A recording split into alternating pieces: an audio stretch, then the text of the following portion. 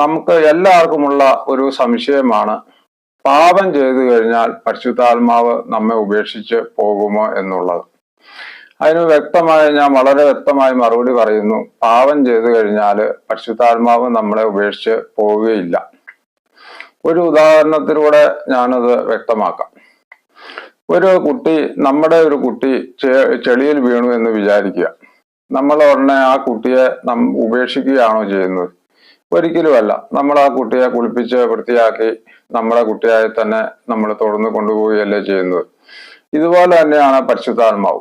നമ്മൾ പാപം ചെയ്തു എന്നോർത്ത് പരിശുദ്ധാത്മാവ് നമ്മളെ ഉപേക്ഷിച്ച് പോവുകയില്ല. പക്ഷെ പരിശുദ്ധാത്മാവ് പരമ പരിശുദ്ധനാണ്.